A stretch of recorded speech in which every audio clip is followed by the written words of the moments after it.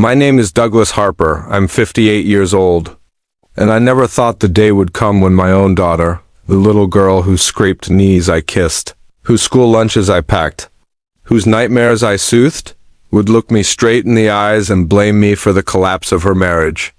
A marriage I never interfered with, never judged, and never wanted anything but happiness for. But life has a way of flipping the script when you least expect it, and sometimes the truth that finally comes out is the truth no one was brave enough to face.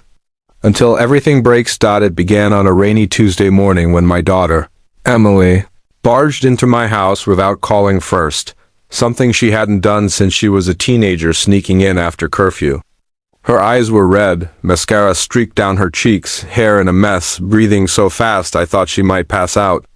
Before I could even stand up from the kitchen table, she shouted, "Dad, this is your fault. Everything is falling apart because of you." The words punched me in the chest. I sat frozen. My fault? I had no idea what she meant.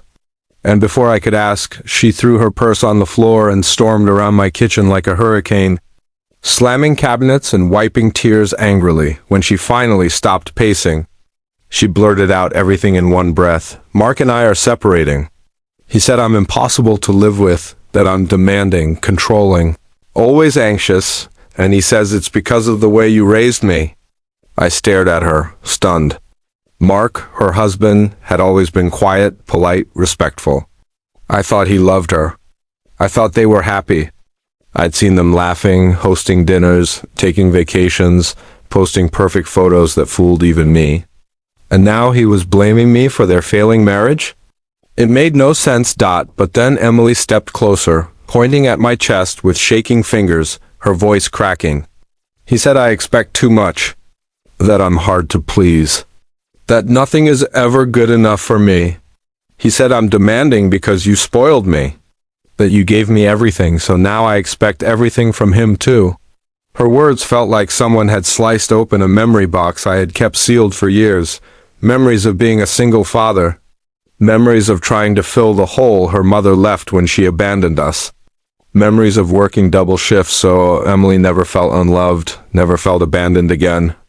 I spoiled her, yes, but out of love, not out of irresponsibility. And now that love was being used against me, I asked her to sit. She refused. She was trembling, angry at me, angry at him, angry at herself. I recognized that storm.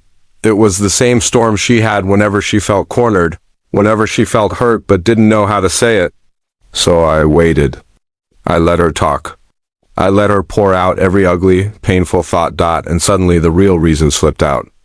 "Dad, Mark said he's been talking to someone." My heart dropped. That sentence could mean 100 things, but every single one leads toward betrayal, she whispered, "A woman from his office." There it was. The reason. The truth finally cracking through the lies, but Emily didn't want to believe it. So instead of blaming Mark, she redirected the pain toward the safest target, me. Her father. The one person she knew would never leave. She sobbed harder, now, softer, broken. He said she listens to him. She doesn't criticize him.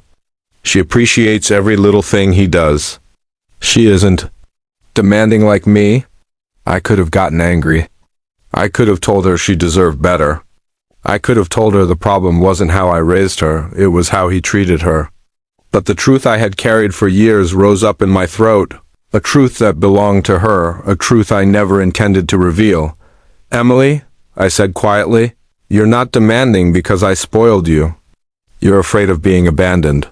She froze, her shoulders stiffened, her breathing stopped, and I finally told her the truth. The truth about her mother. When Emily was 5 years old, her mother didn't leave because she was overwhelmed.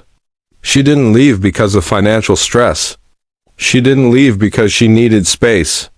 She left because she had already started a second life with another man. I found the messages. I found the hidden apartment. I found the pregnancy test in her purse, not mine. And I kept it all from Emily to protect her from the unbearable truth. Her mother didn't walk out on me. She walked out on her. Emily collapsed into a chair, staring at me as if I had ripped the world out from under her feet. Why didn't you tell me?" she whispered. "Because I said, my voice shaking. I didn't want you to grow up believing you weren't enough. I didn't want you to think that the people you love will always leave. I tried to compensate. I tried to give you everything your mother took away. And maybe I overdid it. Maybe I protected you so much that you didn't learn how to feel secure on your own. But none of that, none of it, gives Mark the right to betray you. She covered her face with her hands, but her sobs were different now, deeper, wounded in a way I had never heard before. I told her the part I had never told anyone. Your mother left on Christmas Eve. She kissed you good night, promised she'd be back before morning. And she never came back. I found her note under the microwave. I burned it so you'd never read it. Emily shook her head slowly, taking it all in. So, Mom didn't leave because of you? She left because she didn't want me? No, I said firmly. She didn't leave because of who you were. She left because of who she was. And that was when something inside Emily broke open, not in a destructive way, but in a healing one. The anger toward me began to fall away, replaced by grief she had carried unknowingly for decades. After nearly an hour of silence, she whispered, Dad, I've been asking Mark for reassurance constantly. I ask where he is, who he's with, why he's late. I check his phone. I panic when he doesn't text back. And he told me I'm suffocating him. Tears streamed down her face. I wasn't trying to control him. I was terrified he'd disappear like Mom did. That was the truth she never expected to face. The truth she didn't know was living inside her. When she calmed down, she finally said the words she should have said from the start. Dad, I'm sorry. I blamed you because I didn't know who else to blame. I didn't want to believe my marriage was falling apart. I didn't want to believe Mark could hurt me. I thought if I blamed you, I wouldn't have to face what was actually happening. I hugged her, and she melted into my arms like she did when she was a little girl, scared after a thunderstorm. The next day she confronted Mark, not with screaming, not with accusations, not with desperation, but with calm strength. She told him she knew about the woman. She told him about her childhood trauma. She told him she was willing to work on herself, but she would not beg him to stay, and his reaction revealed everything. He didn't apologize. He didn't comfort her. He didn't admit fault. Instead, he said, I shouldn't have to deal with your emotional baggage. Emily told me that was the moment her heart finally snapped free from him. She walked out, she filed for separation, and she blocked the woman from contacting her. Weeks passed. Emily started therapy. She moved back in with me temporarily.